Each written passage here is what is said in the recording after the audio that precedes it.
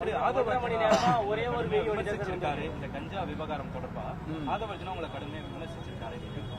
அவர்களுடைய விமர்சனத்தை எல்லாம் நான் புறந்தழுகிறேன். என்னன்னா, ஒரு 42 உயிர்கள் துடிதுடிக்க இறந்து கொண்டிருந்ததை பார்த்து ஓடி வந்த ஒரு மனிதாபிமானமற்ற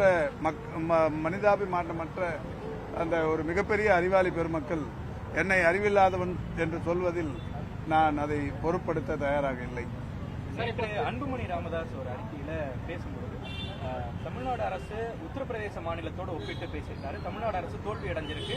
உத்தரப்பிரதேச அரசை விட 50% கடனை அதிகமா வாங்கியிருக்கிறாங்க. இன்னைக்கு மாண்புமிகு ஒன்றிய முன்னாள் அமைச்சர் ப. சிதம்பரம் அவர்கள் மிக சரியாக பதிலளித்திருக்கிறார். அதாவது பொருளாதாரம் என்பது வளர்ச்சிக்கு ஏற்ப வாங்குகிற அந்த கடன், அதுதான் பொருளாதாரம். அந்த கணக்கு பார்க்கறப்ப தமிழ்நாடு ரொம்ப சீராகவே 2021 இதுவரைக்கும் மிக சீராக இருக்கிறது. உத்தரப்பிரதேசத்தோடு இது ஒப்பிடுவது தவறு என்று ப. சிதம்பரம் போன்ற பொருளாதார வல்லுநர்கள் சொல்லியிருக்கிறார்கள். மரியாதைக்குரிய அன்புமணி அவர்கள் ப. சிதம்பரத்தின் அவருடைய பேச்சை பார்த்து தெரிந்து கொள்வது என்பது, தெரிந்து புரிந்து அதற்கு பின்னால் பேசுவது என்பது நல்லது. எடப்பாடி பழனிசாமி ஒரு குற்றச்சாட்டு வச்சிருக்காரு. சட்டம் ஒழுங்கு சீர்கேடு குறித்து தினசரி செய்தி நாளிதழ்கள் வெளிவந்துட்டே இருக்கு. இது குறித்து முதல்வர் என்ன பதில் சொல்ல போறான்னு கேட்டுருக்காங்க. இல்ல, சட்டம் ஒழுங்கு எங்க சீர்குலைஞ்சிருக்கு, என்ன சீர்குலைஞ்சிருக்குன்னு சொல்லணும். வெறுமனே காலையில் எழுந்த உடனே சட்டம் ஒழுங்கு சீர்குலைஞ்சிருச்சுன்னு சொல்லி நிற்கிறதுல அர்த்தம் இல்லை. எங்க சட்டம் ஒழுங்கு சீர்குலைஞ்சிருக்கு, எது இப்ப ஸ்தம்பிச்சு போயிருக்கு, எங்க ஜாதி மோதல்கள் நடக்குது, இதெல்லாம் சொல்லணும். எடப்பாடி பழனிசாமி சொல்றதுக்கு அவருக்கு தார்மீக உரிமை இருக்கான்னு தெரியல.